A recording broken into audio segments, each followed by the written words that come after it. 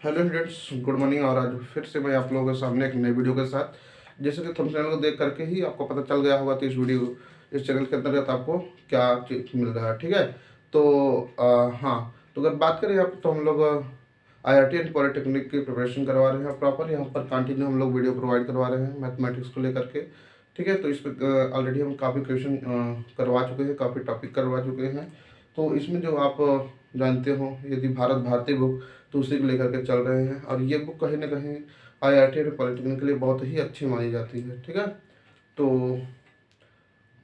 इसमें आज हम लोग एक नए चैप्टर के साथ फिर आ गए हैं। ठीक है, इसमें जो नया चैप्टर आपका क्या है, थ्योरी ऑफ द इक्वेशन। ठीक है, थ्योरी ऑफ इक्वेशन, ठीक, समीकरणों का सिद्धांत। ऑलरेडी इससे पहले जो भी टॉपिक्स उसे क्लियर करवा चुके हैं। यदि आप नए हो तो जाकर के उस वीडियो को भी आप एक बार वॉच कर लीजिएगा। ठीक है, काफ़ी यूजफुल आपके लिए है, क्योंकि इससे पहले जो भी टॉपिक्स हैं उन टॉपिक को काफ़ी अच्छे से विथ शॉर्ट तरीका, ठीक है, जिसको बोलते हैं आप ट्रिक्स, उससे हमने सालों करवाए हुए हैं। ठीक है, एक्टर फैक्टर जितने भी टॉपिक्स हैं उसमें कोई कंसेप्ट आपको कोई फैक्टर नहीं करना, सीधा एक कंसेप्ट रखना है, सीधा उसका आंसर आ जाएगा। ठीक है, तो मैं एक बार जरूर कहूँगा कि आप लोग जाकर के उस वीडियो को यदि नए हो तो जरूर देख लीजिएगा। ठीक है, तो आज यहाँ पर हम सबसे पहले बात करते हैं समीकरण का। ठीक, क्योंकि हम पढ़ रहे हैं समीकरणों के सिद्धांत, तो इसमें सबसे पहले हमको जानना होगा क्या समीकरण होता क्या है। ठीक, ये चीज जान लो। देखो, इसे बताया यदि कोई अज्ञात राशि हो, क्या कोई दी हुई राशि हो, कुछ भी हो यार, ठीक है, क्या कोई अज्ञात राशि हो, वो किसी निश्चित मान के लिए इस चिन्ह के द्वारा यदि प्रदर्शित किया जा रहा है, और प्रत्येक निश्चित मान के लिए क्या हो, उसका जो मान हो वो इसको सेटिस्फाई करता हो। ठीक है, फिर तो समझिए कहना क्या मतलब है। यदि कोई संबंध ले लो, क्या कोई संबंध, रिलेशन कुछ भी ले लीजिए।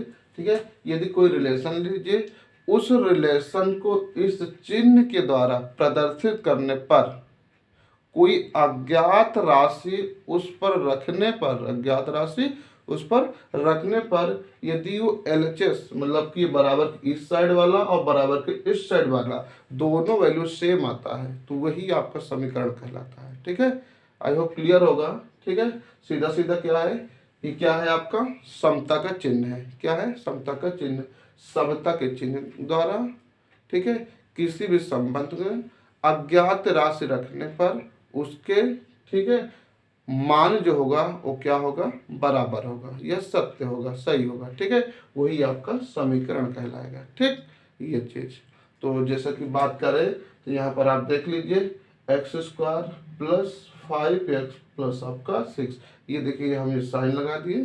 ठीक है, और बात करें यहाँ तो ये आपका x प्लस 3 और x प्लस 2 क्या हो जाएगा, x plus 3 x plus 2, x² plus 5x plus 6, और यहाँ पर x प्लस 3 x प्लस 2 दिया हुआ है। ठीक है, अब यहाँ पर ये समता का चिन्ह हो गया है, ये एक रिलेशन देख लीजिए दे दिए हैं। ठीक, अब यहाँ पर कोई भी अज्ञात राशि रख दीजिए। ठीक है, x = 1 x = 2, ठीक है, 3 कुछ भी वैल्यू रख दीजिए। ठीक है, 1 2 3 4, ये दोनों वैल्यू को क्या करेगा, बराबर कर देगा, मतलब सत्य करेगा।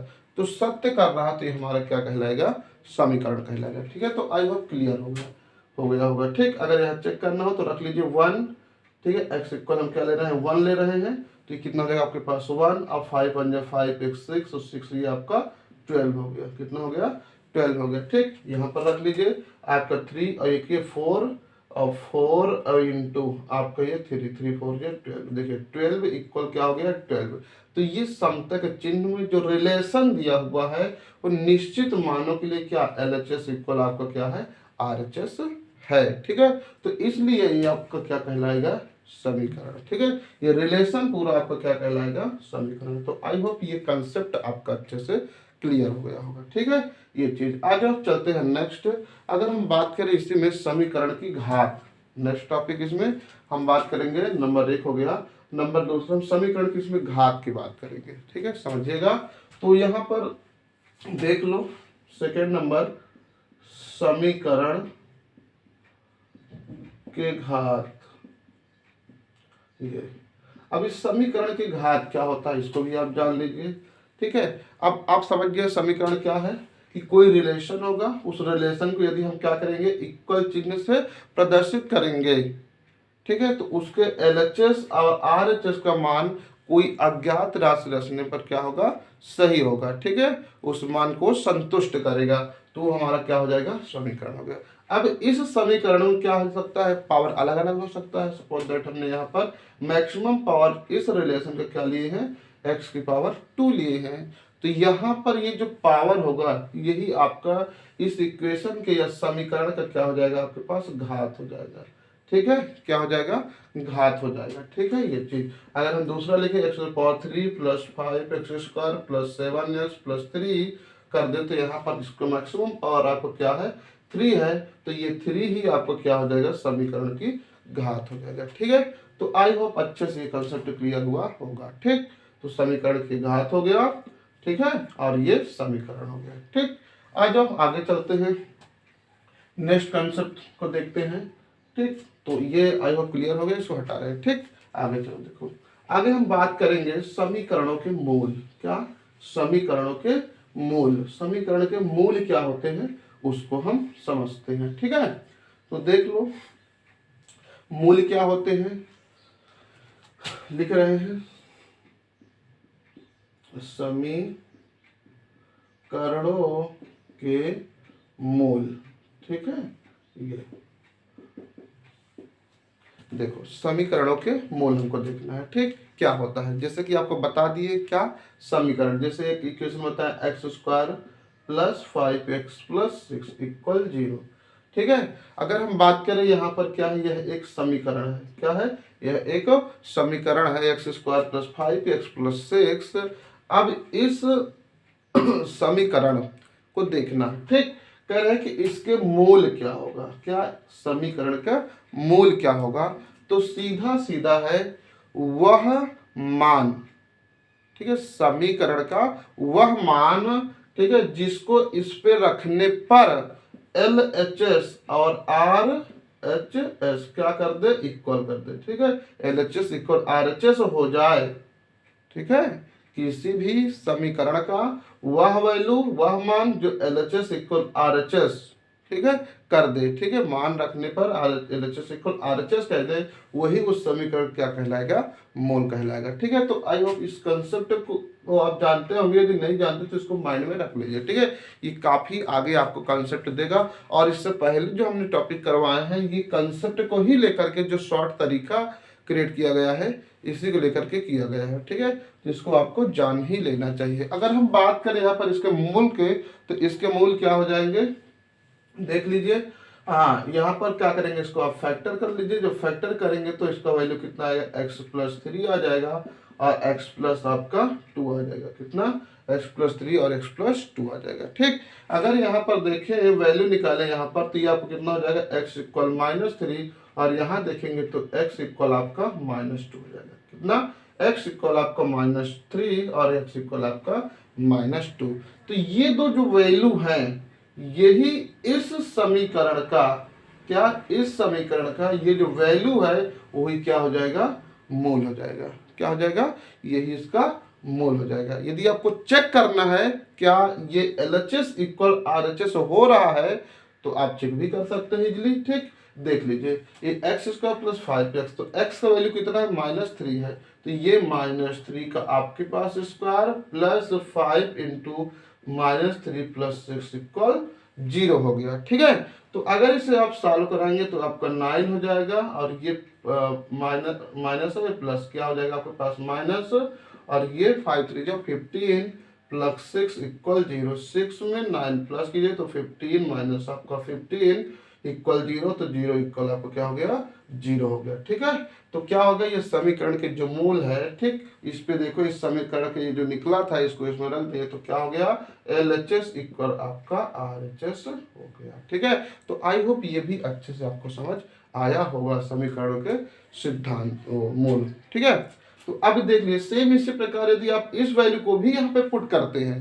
ठीक है, इस वैल्यू को भी पुट कर दे तब भी पर LHS इक्वल RHS आएगा। क्यों, क्योंकि ये दो जो हैं वही क्या है, इसके मूल है। ठीक, आगे चेक कर लेते हैं इसको भी, तो आपका x² माइनस का प्लस का 5x प्लस 6 इक्वल 0 हो गया। ठीक है, अब यहाँ पर रखेंगे -2 का ये आपका स्क्वायर हो गया प्लस 5 इंटू -2 प्लस 6 इक्वल आपका 0 हो गया। ठीक, यहाँ पर देखेंगे तो आपके 4 हो जाएगा, ये प्लस है और ये माइनस, तो माइनस हो जाएगा और ये 10 प्लस 6 इक्वल का 0 हो गया। ठीक है, तो यहाँ पर ये 6 ये 4 से ऐड कर दीजिए, 10 हो जाएगा -10 इक्वल आपका 0, तो 0 इक्वल आपको कितना हो गया 0। तो यहाँ पर भी आपका LHS इक्वल RHS हो रहा है।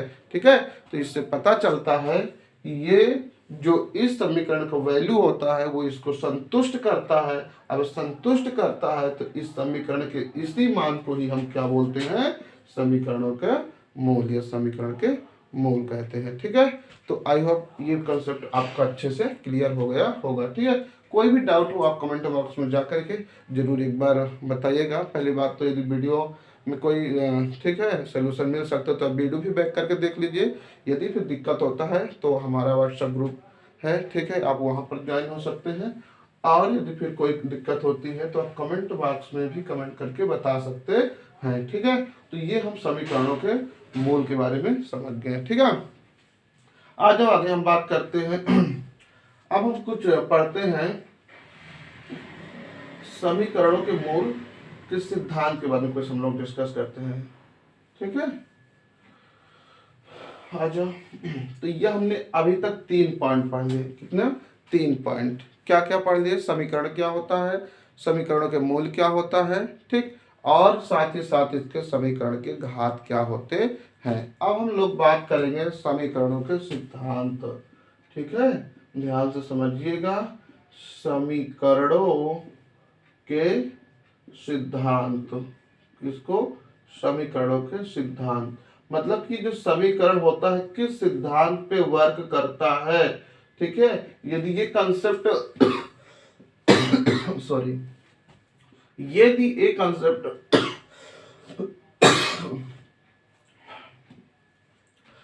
ये कंसेप्ट यदि हमें अच्छे से क्लियर हो जाता है, ठीक, तो हम काफी इजीली क्वेश्चन को हम सॉल्व कर सकते हैं। ठीक है, जितना भी क्वेश्चन है आप बेसिक क्लास ले लीजिए, हमारी बेसिक क्लास लेने के बाद आप अपने क्वेश्चन में जाइएगा। ठीक, ओवरऑल जितने भी क्वेश्चन होंगे सारे के सारे क्वेश्चन बड़े इजीली आप सॉल्व कर लेंगे। ठीक है, क्योंकि ये जो कंसेप्ट, इसी कंसेप्ट में सारे क्वेश्चन आपके इंक्लूड हो जाते हैं। ठीक है, मतलब कि सारे जितने टाइप्स होते हैं वो इधर जो थ्योरी है इस थ्योरी में उसके बारे में ही यहाँ से हम लोग रिलेट करवा देते हैं। ठीक है, आ जाओ।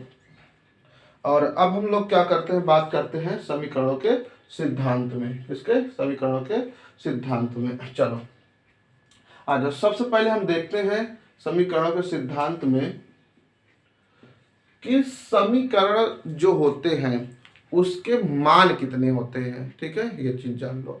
ठीक है, तो सबसे पहले हम बताएंगे यदि कोई समीकरण 2 घात का होगा। क्या? 2 घात का, जैसे ax² plus bx plus c equal 0। ये जो आपका जनरल इक्वेशन दिख रहा है ये आपका क्या है, 2 घात समीकरण है। ठीक है, अब ये 2 घात समीकरण जो है, ठीक, इसके जो मूल होंगे, क्या, इसके जो मूल होंगे, ठीक, वो कितने होंगे इसको जान लीजिए। ठीक है, तो जब 2 घात समीकरण होगा, पावर 2 होगा, तो उसका जो मान होगा वो क्या होगा, 2 आएंगे। क्या? उसके जो मान होंगे या जो मूल होगा वो कितना होगा आपके पास, 2 होंगे। ठीक है, कितने होंगे, 2 होंगे। और देख लीजिए इसी में ध्यान से समझिएगा। ठीक, यहाँ पर जितने घात होगी उतने ही उसके मूल होंगे। अभी इससे पहले हम आपको करवाए थे एक example, x² plus 5x plus 6 equal 0 को करवाए हैं। और यहाँ पर करवाने पर इसका जो मूल मिला था आपको x की पावर, x इक्वल आपका -2 और x -3। ठीक है, ये 2 वैल्यू आपको आया था। ठीक है, याद कीजिए, x इक्वल -2 और x इक्वल -3 ये 2 मूल आए थे। तो इससे पता चलता है कि ये जो भी समीकरण होगा उस समीकरण में जितना पावर होगा वही उस समीकरण का, ठीक है, जितना भी पावर होगा उतने ही उस समीकरण के मूल आएंगे। ठीक है, किसी भी समीकरण का जितना घात होगा उतने ही उसके मूल आएंगे। ठीक है, तो आई होप ये क्लियर होगा। यदि मान के चलो यहाँ पर A x cube plus B x square plus C x plus D कर दे इक्वल 0, तो यहाँ पर आपको दिख रहा होगा इसका मैक्सिमम पावर कितना है, 3 है। तो यहाँ पर जो इसके वैल्यू निकलेंगे वो क्या आएंगे, देख लीजिए, अल्फा बीटा और गामा। यहाँ पर इसके वैल्यू कितने हो जाएंगे, 3 हो जाएंगे। कितने, 3 हो जाएंगे। ठीक है, तो आई होप ये अच्छे से क्लियर हो गया होगा। ठीक है, कि समीकरण के जितना भी पावर होगा उतने ही उसके मूल होंगे। ठीक, यहाँ पर 3 है तो यहाँ पर इसके जो मूल होंगे वो कितने हो जाएंगे, 3 हो जाएंगे। ठीक है, डैट कभी कभी क्वेश्चन ऐसे ही पूछ लेता है, कोई इक्वेशन दे दिया और कह दिया इसके कितने मान होंगे। ठीक है, 1 मान, 2 मान, 3 मान, 4 मान। ठीक है, 2 3 4 मतलब कि कई वैल्यू दे देगा। ठीक, तो उसमें आपको क्या करना होगा, क्लिक करना होगा। ठीक है, तो यदि इस कंसेप्ट यही पकड़ लेते हैं तो आप इजीली जा करके क्वेश्चन को देखकर उसका आंसर मार सकते हैं। ठीक है, तो ये हो गया हमारा क्या, समीकरणों, सॉरी हाँ, तो ये आपके समीकरणों के मूल। ठीक है, आज आगे हम बात करते हैं खुदा न खास्ता। ठीक है, इसी में जो आपका समीकरण है, क्या समीकरण है, और उस समीकरण से जो मूल होता है ज्यादा हो जाता है। क्या, समीकरण से जो मूल हो जाता है वो ज्यादा हो जाता है तो उसे हम क्या कहते हैं। यदि कोई सिचुएशन ऐसे आ जाती है तो उसको हम लोग सर्वसमीका कह देते हैं। क्या, सर्वसमीका। यदि कोई भी इक्वेशन लिखा हुआ है, कोई भी समीकरण लिखा हुआ है और उसका पावर कितना है, 2 है। क्या है, 2 है। अब पावर 2 है और उसके जो वैल्यू आ रहे हैं वो 3 आ रहे हैं। कितने, 3 आ रहे हैं। तो वहां पर वो दो घात समीकरण नहीं हो करके वो आपका एक सर्व समीका कहलाएगा। क्या, वह एक आपका सर्व समीका कहलाएगा। ध्यान से समझिए, एक एग्जांपल के थ्रू ले चल रहे हैं आपको। ठीक, देख लीजिए, यदि इसी में सपोज दैट हम एक इक्वेशन लिख रहे हैं, क्या, ध्यान समझना, x माइनस 1 ले लो और x प्लस, ठीक है, x माइनस 1 और x माइनस 2 ले लो और प्लस 9 और x माइनस 2 और x माइनस 3 प्लस आपका हो जाएगा x माइनस 2 और x माइनस 1। ठीक है, x माइनस 1। ठीक है, ये लिख दिए हम। क्या है, x minus 1, x minus 2, x minus 2, x minus 3 और x minus 2, x minus 1 equal हम लिख दिए 3x स्क्वायर या 4x स्क्वायर, कुछ भी रख लीजिए। ठीक है, अब यहाँ पर आप पूरा देख लीजिए, ये जो पूरा फंक्शन है आपका एक इक्वेशन है। ठीक, अगर आप इस फंक्शन को तोड़ेंगे तो देखिए एक्स स्क्वायर ही बनेगा, एक्स स्क्वायर ही बनेगा, एक्स स्क्वायर ही बनेगा। यहाँ पर क्या है, एक्स स्क्वायर है। तो इससे क्या पता चल रहा है कि सीधा सीधा, ठीक है, क्या है, सीधा सीधा दिख रहा है कि यह एक द्विघात समीकरण है।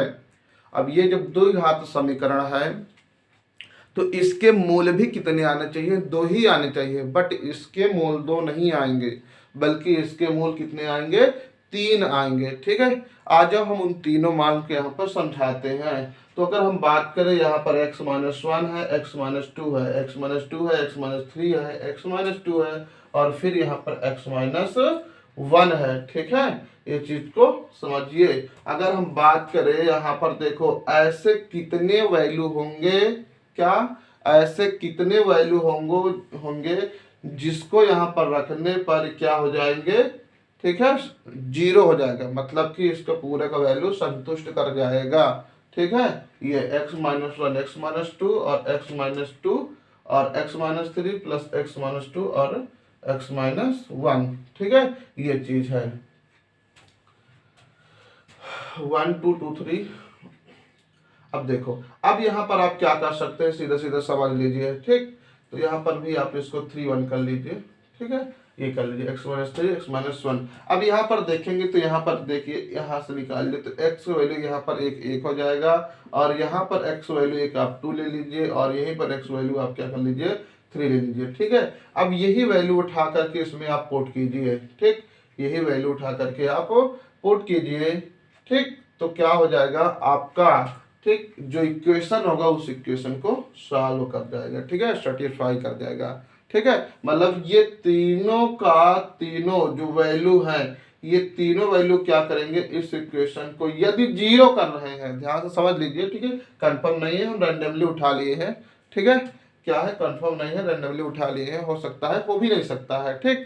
तो क्या है, इस टाइप की क्या बनेगा ये।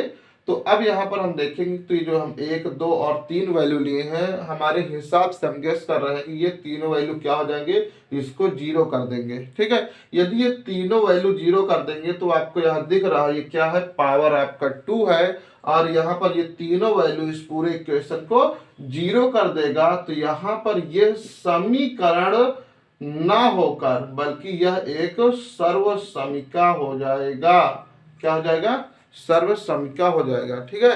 तो यही सर्व समीका का प्रिंसिपल है। यदि कोई भी समीकरण, ठीक है, यदि कोई भी समीकरण का जो घात होगा उसके उतने न मोल आकर के ज्यादा मोल आ रहे हैं तो वो आपका सर्व समीका कहलाएगा। तो इसको आप समझ लीजिएगा, ठीक है। तो यहाँ पर ये 3 वैल्यू हम रैंडमली क्वेश्चन रैंडमली लिए हैं, ठीक। इसको वैल्यू रखेंगे, यदि रखने पर जीरो आ जा रहा है, क्या मतलब LHS इक्वल RHS आ रहा है, ठीक है, तो मतलब कि दोनों को सेटिस्फाई कर रहा है, तो आपको तुरंत समझ जाना चाहिए कि ये जो इक्वेशन है आपका क्या है, एक सर्व समीका है, ठीक है। आ जाओ, अच्छा चेक करके दिखाते हैं है या नहीं है, ये चेक करते हैं हम लोग, ठीक है। तो देख लो, सबसे पहले हम लोग क्या करेंगे, x इक्वल 1 लेंगे, ठीक है, हटा रहे हैं इसको, समझना ध्यान से। चलो x इक्वल क्या लेंगे, 1 लेंगे, ठीक है। जब 1 लेंगे तो यहाँ पर रखेंगे 1, 1 में से 1 गए आपको कितना हो जाएगा, ये आपका 0 हो जाएगा, ठीक है।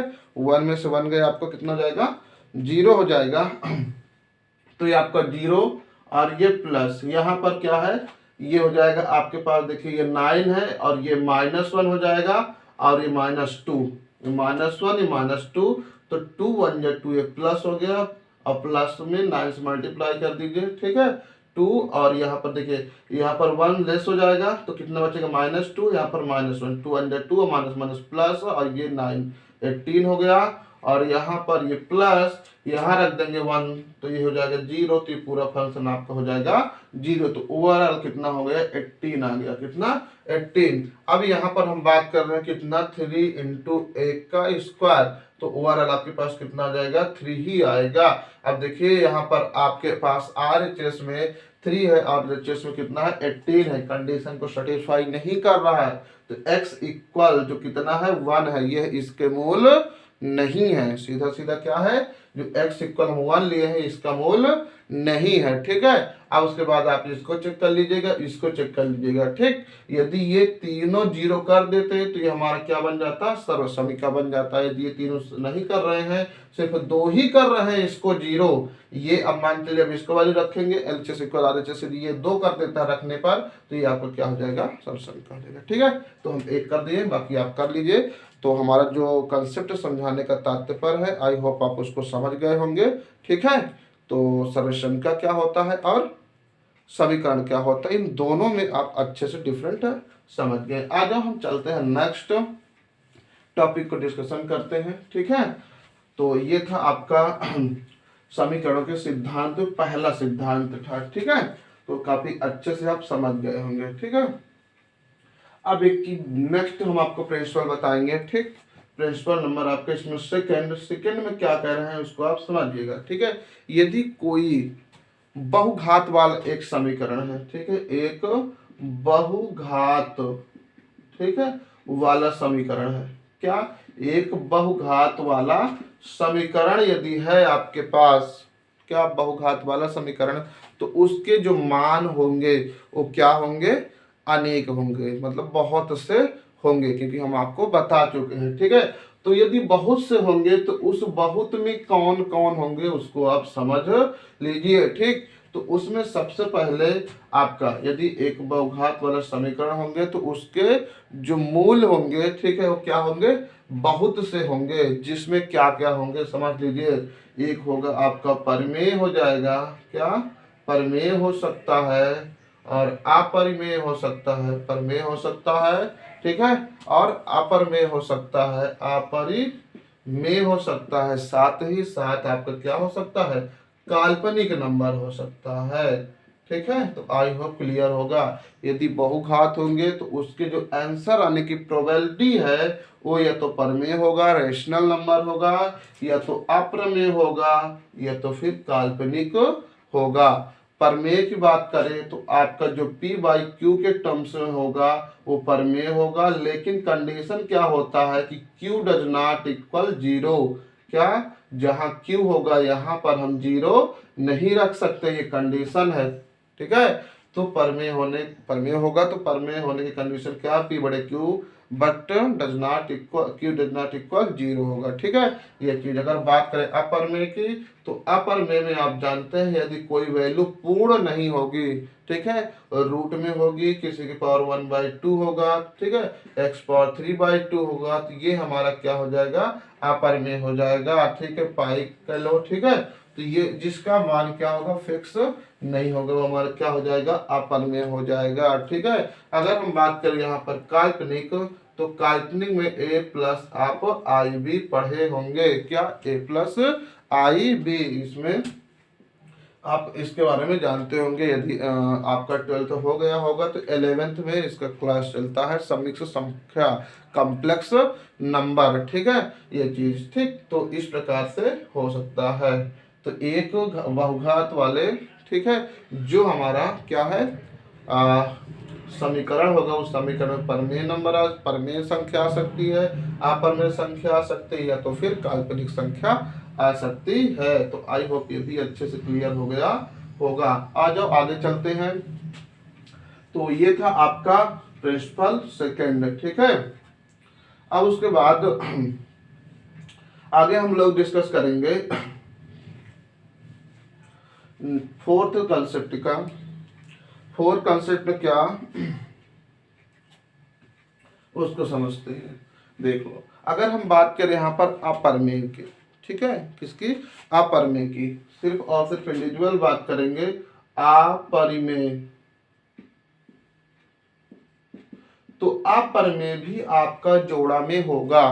ठीक है, यदि कोई दो घात समीकरण हो या उससे अधिक होगा तो अपरमेय जो होगा वो भी आपका क्या हो जाएगा, जोड़े में होगा। क्या होगा, जोड़े में होगा। ठीक है, ध्यान से समझना। अगर हम बात करें यहाँ पर 2 प्लस, ठीक है, √2, ठीक है, अगर द्विघात समीकरण का वैल्यू निकालेंगे तो इस टर्म में आएगा। ठीक है, तो इसको क्या कर सकते हैं आप, 2 प्लस √2, और क्या कर सकते हैं, 2 माइनस √2। तो आपका जो क्या होगा, अपर में संख्या होगा वो भी एक जोड़े में होगा। ठीक है, तो इसका भी कंसेप्ट आपको माइंड में रखना होगा। ठीक, ये चीज। ठीक, यहाँ देखो 2 प्लस माइनस √2, तो मतलब एक 2 प्लस √2 और एक 2 माइनस √2। तो आई होप ये भी अच्छे से क्लियर हो गया होगा।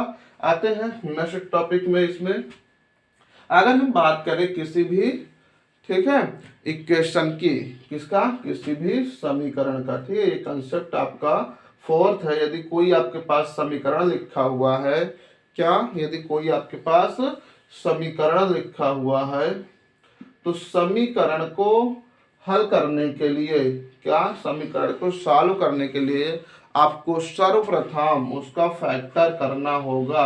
क्या, फैक्टर करना होगा, मतलब गुणनखंड करना होगा। गुणनखंड करके हम किसी भी समीकरण का मान निकाल सकते हैं। ठीक है, तो समीकरण का मान कैसे निकालते हैं, किसी भी समीकरण का गुणनखंड करके उसका मान निकाला जाता है। ठीक है, ये हो गया। ठीक है, अब उसके बाद हम बात करें नेक्स्ट, तो ये आपका किस हो गया, फोर्थ हो गया। ठीक है, समीकरणों के सिद्धांत में आपका प्रिंसिपल नंबर फोर्थ हो गया। ठीक है, आ जाओ अगर हम बात करते हैं, अब इसमें जो समीकरण होगा, मान के चलो द्विघात समीकरण है, तो उसके योग और अंतर में रिलेशन किसका होता है।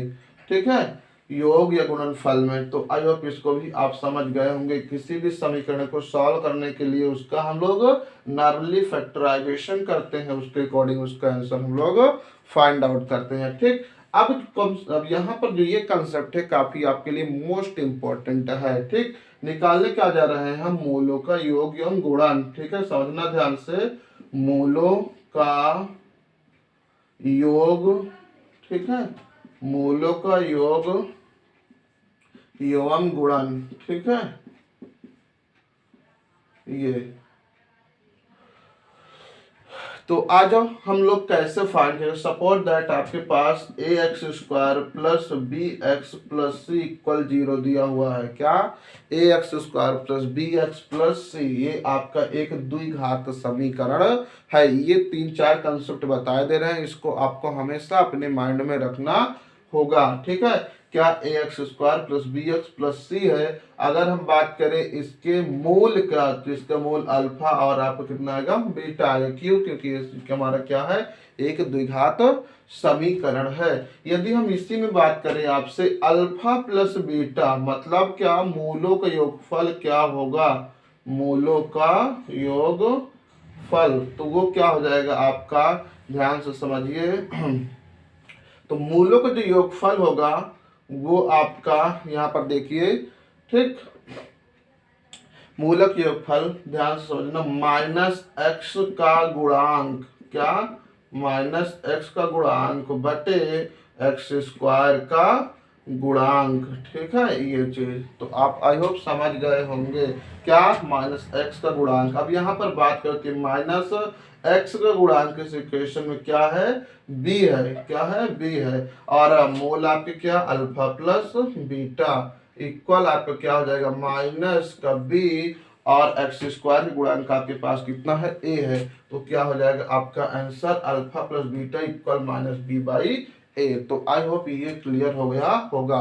अगर हम इसी में एक क्वेश्चन की बात करें कि यदि आपके पास X square minus 7x plus 35 लिखा हुआ है, अगर इसमें हम आपसे बोलें कि आप यहाँ पे बताइए इसके मूलों का योगफल कितना आएगा, मतलब इसमें अल्फा प्लस बीटा का वैल्यू कितना आएगा, तो तुरंत आपके माइंड में आना चाहिए माइनस बी बाई क्या होता है? ए होता है। अब यहाँ पर एक माइनस ए है, एक माइनस ए प्लस बी का वैल्यू कितना है आपको? का 7, ठीक है, बाई ए का वैल्यू कितना है? कुछ नहीं है, तो यहाँ 1 होता है, तो 1 सीधा सीधा आपका आंसर कितना आ गया? 1 आ गया। तो आई होप ये अच्छे से क्लियर हो गया होगा, ठीक है। अब आगे हम बात करते हैं इसी मूलों के गुणनफल का। क्या? इसी के मूलों का गुणनफल का। तो इसको आपको नोट कर लेना है, यदि आपको नोट ना हो, तैयार ना हो तो आपका, ठीक है। आ जाओ इसी में हम बात करेंगे किसके? गुणनफल का, ठीक है। इसके गुणनफल का देख लो क्या हो जाएगा। अगर हम यही बात करें मूलों का गुणनफल, ठीक है, a x square plus B x plus C equal 0, तो यहाँ पर देखो मूलों का गुणनफल। तो ये मूलों का जो गुणनफल होगा वो आपका क्या हो जाएगा? अचर पद बटे एक्स स्क्वायर का गुणांक, ठीक है, the coefficient of x square, ठीक है। अब यहाँ मूलों का गुणनफल, चूंकि मूल आप जानते हैं अल्फा इंटू बीटा, गुणनफल मतलब मल्टीप्लाई का साइन, ठीक। अचर पद यहाँ पर आपका क्या हो जाता है? सी बाई आपका क्या हो जाएगा? ए, ठीक है। क्यों? क्योंकि एक्स स्क्वायर के जो कोफिशिएंट है गुणांक वो क्या है आपके पास? ए है। तो ये फाइनली आंसर हो जाता है। अगर हम बात करें इसी इक्वेशन में x square minus 7x plus 35 में मूलों के गुणनफल की बात करें, तो यहाँ से सीधा आपका आंसर क्या हो जाएगा? Alpha into beta is equal to 35 by आपका 1, ओवरऑल आपका कितना हो जाएगा? 35 आंसर आ जाएगा, ठीक है। तो इस कंसेप्ट को आपका पास यदि कंटेंट ना हो तो आप जरूर इसको एक बार नोट कर लीजिएगा, ठीक है। आज जो ये हम बात किए सिर्फ और सिर्फ द्विघात समीकरण का, और आगे हम बात करेंगे इसी में यदि आपका 3 घात समीकरण आ जाता है तो उसके मूलों का योगफल और गुणनफल आप कैसे निकालेंगे, उसको भी आप समझ लीजिए, ठीक। इसको हटा रहे हैं, अब समझना 3 घात वाले का, ठीक। तो इसी में हम क्या कर रहे हैं? इक्वेशन को बनाए दे रहे हैं, ठीक। अगर हम यहाँ पर कह दें आपके पास कोई इक्वेशन ए एक्स क्यूब, ठीक है, ध्यान से समझियो, a x cube plus B x square plus C x plus d equal आपके पास क्या है? 0 है। और यहीं पर देखिए ये आपका 3 घात है, तो इसके जो मूल होंगे अल्फा बीटा और आपके पास गामा होगा, ठीक है। यदि यहीं पर आप मूलों के योगफल निकालें, क्या? मूलों का योगफल, तो मूलों के योगफल आपका क्या हो जाएगा, ध्यान से समझिए, ठीक है। यहाँ पर हो जाएगा आपका माइनस का एक्स स्क्वायर का गुणांक, एक्स स्क्वायर का गुणांक बटे आपका हो जाएगा एक्स क्यूब का गुणांक, ठीक है, ये हो जाएगा, ठीक है। तो यहाँ पर देखें तो ये आपको क्या हो जाएगा, alpha plus beta plus gamma equal आपके पास माइनस बी बाई ए हो जाएगा, क्या, माइनस बी बाई ए हो जाएगा, ठीक है। तो आई होप ये क्लियर होगा। सेम इसी प्रकार हम देखें इसमें alpha beta plus beta gamma plus gamma alpha, तो यहाँ पर इसका वैल्यू आपका क्या हो जाएगा, देखिए x का गुणांक बटे एक्स क्यूब का गुणांक, ठीक। तो यहाँ पर आपका alpha plus alpha beta beta gamma plus आपका gamma alpha equal c by क्या हो जाएगा, ए हो जाएगा, ठीक है। तो आई होप ये क्लियर होगा। अगर इसी में बात करें कि इसके alpha into beta into gamma का, तो यहाँ पर आपका माइनस का डी बाई क्या हो जाएगा, ए हो जाएगा, ठीक है, मतलब माइनस अक्षर पद बटे एक्स क्यूब का गुणांक, ठीक है। तो आई होप इस कंसेप्ट को आप अच्छे से समझ गए होंगे, ठीक है। तो इस चीज को आप समझ लिए अच्छे से। अभी इसके सारा का सारा आपका क्वेश्चन में यूज करेंगे, ठीक है। अब ये कंसेप्ट यदि आपको क्लियर होगा तो इजीली आप क्वेश्चन को सॉल्व कर पाएंगे, ठीक है। तो आ जाओ आगे बढ़ते हैं नेक्स्ट कंसेप्ट की ओर। आई होप ये सारा कंसेप्ट आपका क्लियर होगा, ठीक है। अब यहाँ इसके आगे जो आपका इम्पोर्टेंट फैक्ट है, जो क्वेश्चन में काफ़ी ज़्यादा इम्प्लीमेंट हुए हैं, उसके बारे में हम लोग डिस्कस करेंगे, ठीक। क्योंकि यहाँ पर अभी तक जो था, ठीक, एक जनरल स्क्रिप्ट में नॉलेज था, ठीक। अब आगे हम इसमें देख लेंगे कि किस प्रकार से मूलों का नाम देंगे, ठीक है। ये मूल जो होगा वास्तविक होगा, ठीक है, समान होगा, असमान होगा, ठीक। तो उस चीज़ के बारे में हम लोग अब डिस्कशन करेंगे, ठीक है।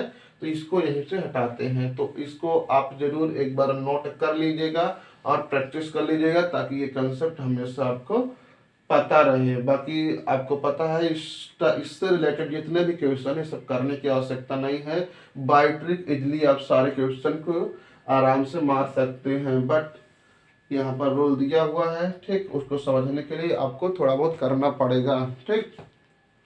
आ जाओ हम लोग कैसे जानेंगे कि यहाँ पर समीकरण जो हमारे मूल होंगे, ठीक है, वास्तविक होंगे, समान होंगे, असमान होंगे, उसके लिए हम लोग कैसे जान पाएंगे, ठीक है। आज जो अगर हम बात करें किसके द्विघात समीकरण के, किसकी द्विघात समीकरण के, सिर्फ अगर मान के चलो हम यहाँ पर आपको दे दें क्या, एक द्विघात समीकरण a x square plus B x plus C equal 0, ये आपका क्या है, general equation of the quadratic equation है, ठीक है।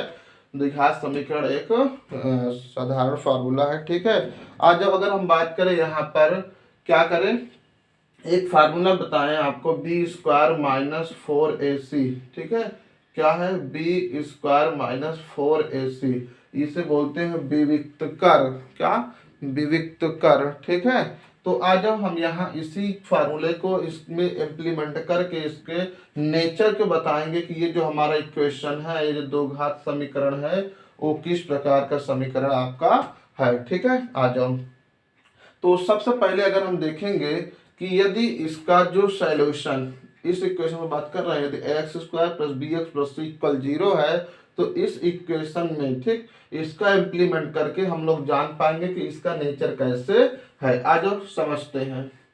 तो सर्वप्रथम हम बात करते हैं नंबर 1 का, यदि बी स्क्वायर, क्या, बी स्क्वायर माइनस, ठीक है, बी स्क्वायर माइनस 4ac, ठीक है, B square minus 4ac greater than 0 होगा, ठीक है, क्या होगा, ग्रेटर देन 0 होगा, ठीक है। मतलब क्या कि यदि यहाँ से B square minus 4ac, B का वैल्यू आपका ये एक्स के गुणांक होगा, और माइनस 4a का वैल्यू यहाँ पर ये होगा, सी का वैल्यू ये होगा। जब इसको हम सॉल्व करेंगे, ठीक है, क्या करेंगे, सॉल्व करेंगे, तो सॉल्व करने के बाद जो इसका वैल्यू आएगा, यदि वो 0 से क्या होगा, बड़ा होगा, क्या होगा, 0 से बड़ा होगा, तो आप इसको बोल दीजिएगा कि यह एक आपका वास्तविक, क्या है, वास्तविक और असमान है, क्या है, वास्तविक और असमान है। क्या? वास्तविक और असमान है। ठीक है, इसका नेचर क्या होगा? यह एक वास्तविक संख्या होगा, ठीक है, वास्तविक होगा, और एक क्या होगा? असमान होगा। तो आई होप ये क्लियर हो गया होगा। क्या होगा? वास्तविक और आपका असमान होगा। ठीक है, अब दूसरे यदि हम बात करें इसी में, किसकी? दूसरे की, तो दूसरा क्या हो जाएगा? यदि B square minus 4ac equal 0 हो जाए। क्या? B square minus 4ac equal 0 हो जाए, तो यहां पर समझिएगा आप, तो यहां पर इसकी जो नेचर होगी इस इक्वेशन की, ठीक है, इसी को जनरल लिए हुए हैं, ठीक, तो B square minus 4ac equal 0 होगा, तो ये आपका वास्तविक होगा। क्या? वास्तविक होगा, और आपका साथ ही साथ समान होगा। क्या होगा? असमान नहीं होगा, बल्कि क्या हो जाएगा? समान हो जाएगा। ठीक है, तो आई होप ये भी क्लियर हो गया होगा। आ जाओ नेक्स्ट चलते हैं थर्ड में। यदि आपका इसी में B square minus 4ac less than 0 हो जाए। क्या? 0 से इधर वाला जो वैल्यू होगा वो क्या हो जाए? कम हो जाए, तो आपका क्या हो जाएगा? काल्पनिक हो जाएगा। क्या हो जाएगा? काल्पनिक, काल्पनिक और असमान हो जाएगा। ठीक है, काल्पनिक और असमान। तो आई होप ये तीनों कंसेप्ट को आप समझ गए होंगे। पहला, यदि क्या हो जाएगा? 0 से वैल्यू इसका ज्यादा होगा तो हमारा वास्तविक और असमान होगा। यदि इसका वैल्यू 0 के इक्वल होगा तो वास्तविक होगा लेकिन समान होगा। और यदि बी स्क्वायर माइनस 4 स्क्वायर का वैल्यू 0 हो, 0 से कम होगा, तो आपको क्या हो जाएगा? काल्पनिक और असमान होगा। आइए इस तीनों कंसेप्ट को हम लेकर के एक क्वेश्चन के थ्रू समझते हैं। ठीक, सपोज दैट हम ले लिए यहाँ पे, क्या ले ले, चलो 2x स्क्वायर माइनस 5x और प्लस का हम 3 कर दिए इक्वल 0 है। ठीक है, आज हम समझते हैं कि ये जो इक्वेशन है, इस इक्वेशन का नेचर क्या है। ठीक है, समझते हैं। तो सर्वप्रथम आपको क्या करना है? कंपेयर करो इसको। तो ध्यान से देखो, अगर हम ए का वैल्यू यहाँ देखें तो ए का वैल्यू आपका 2 हो जाएगा, बी का वैल्यू माइनस का 5 और सी का वैल्यू 3। तो अब यहाँ पर बी स्क्वायर माइनस 4ac लगाएंगे। क्या? B square minus 4ac। अब यहाँ पर रखिए जरा, ठीक, यहाँ पर रखिए। अब ग्रेटर देन 0 रख लीजिए। ठीक है, अब यहाँ पर देख लीजिए B square minus 4ac, B का वैल्यू आपके पास -5 है, तो -5 का ये स्क्वायर माइनस 4 इंटू ए का वैल्यू 2 है इंटू सी का वैल्यू 3 ग्रेटर देन 0। तो ये क्या हो जाएगा? 5 की पावर 2 मतलब कि 25 हो गया, -4 3 जे 12 2 जे 24 ग्रेटर देन 0। 25 से 24 लेस कर दिए तो 1 ग्रेटर देन 0 आ गया। क्या? 1 ग्रेटर देन 0 आ गया, मतलब कि जो ये बी स्क्वायर माइनस 4ac का वैल्यू है वो क्या है? 0 से बड़ा है, और जब 0 से बड़ा होगा तो वो क्या हो जाएगा? आपका वास्तविक हो जाएगा और असमान हो जाएगा। तो आई होप इसको अच्छे से आप समझ गए होंगे। ठीक, सपोज दैट यदि हम इसी को आपको क्या कर दे? 3 कर दे। क्या? 3 कर दे, तो ये आपका क्या हो जाएगा? ध्यान से समझना, ये आपका ये 3 बन गया, और यहाँ आपका कितना हो जाएगा? 9 आएगा, और यहाँ पर माइनस का, ठीक है, यहाँ पर कितना है? 24 है, और 24 में से आपको क्या करना है? 9 माइनस कर देना है, तो आपका 15 आ जाएगा। अब यहाँ पर देखो ये माइनस का 15 आया, जो क्या है? लेस देन 0 है। क्या है? लेस देन 0 है, तो इसका वैल्यू आपका क्या हो जाएगा? काल्पनिक हो जाएगा और असमान हो जाएगा। क्या हो जाएगा? काल्पनिक और असमान हो जाएगा। ठीक है, तो आई होप इस कंसेप्ट को आप अच्छे से समझ गए होंगे। ठीक है, बार बार अभी क्वेश्चन में आएगा तो इसका इम्प्लीमेंट आपको करना पड़ेगा, तो ये हम आपको करवा दिए हैं। ठीक, तो आ जाओ आगे चलते हैं। तो आई होप समझ गए होंगे, समय काफी हो रहा है, थोड़ा अब स्पीड लेकर के चलते हैं। ठीक है, तो इस क्वेश्चन में इसके अकॉर्डिंग हम लोग क्वेश्चन को सॉल्व करते हैं। ठीक, अब इसके आगे इसमें जो क्वेश्चन है हम आपको कल क्वेश्चन करवाएंगे। ठीक है, आ जाओ आगे हम बात करते हैं। इसी में 2 कंसेप्ट और इसमें है, आपको तो कंसेप्ट और बता दे रहे हैं, काम खत्म इसका हो जाता है। ठीक है, ये चीज समझो। यदि यही द्विघात समीकरण आपका दिया हो, क्या यही द्विघात समीकरण आपका दिया हो, तो क्या करते हैं उसको समझिए। ठीक है, अगर हम बात करें B square minus 4ac greater than 0 की, ठीक है, इसमें ध्यान समझना,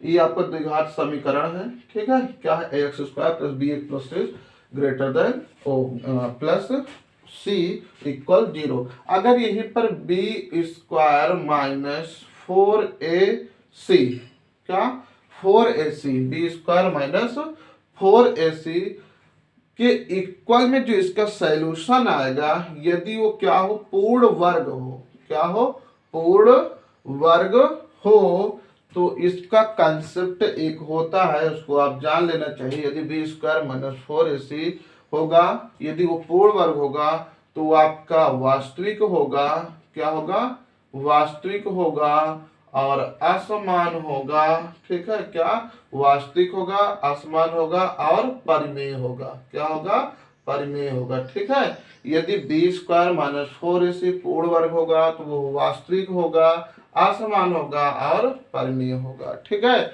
और उसके बाद अगर हम बात करें इसी में, B square minus 4ac does not equal क्या, होल स्क्वायर, पूर्ण वर्ग नहीं होगा, तो फिर उसके बाद ये आपका क्या हो जाएगा, उसको समझ लीजिए। तो ये भी आपका वास्तविक हो जाएगा, क्या हो जाएगा, वास्तविक तो होगा ही, क्या वास्तविक तो होगा ही, साथ में असमान भी होगा, क्या असमान भी होगा, और यहाँ पर जो परिमेय है वो परिमेय न हो करके बल्कि अपरिमेय हो जाएगा, क्या हो जाएगा, अपरिमेय हो जाएगा, ठीक है। तो आई होप इन सारे कंसेप्ट को आप अच्छे से समझ गए हैं, ठीक है। काफ़ी समय हो गया है, तो अब आगे हम ये कंसेप्ट के आगे अब जो इसमें क्वेश्चन है कल डिस्कशन करते हैं, ठीक। और अब हमें स्कूल निकलना है, तो मैं उम्मीद करता हूँ ये पूरा वीडियो को देख करके आपको काफ़ी अच्छा लगा होगा और काफ़ी कंसेप्ट आपके याद क्लियर हुए होंगे, ठीक है। तो आप जरूर इस चैनल के प्रॉपर वीडियो देखना चाहे तो एक बार सब्सक्राइब कर लीजिएगा, यदि आपको चैनल को सब्सक्राइब नहीं किए हैं, और अपने उन फ्रेंडों के पास जरूर शेयर कर दीजिएगा जिसको इस चीज़ की आवश्यकता है, ठीक है। तो जय हिंद, जय भारत। इस वीडियो को यहीं पे रखते हैं, देखिए, एंजॉय कीजिए, मेहनत कीजिए।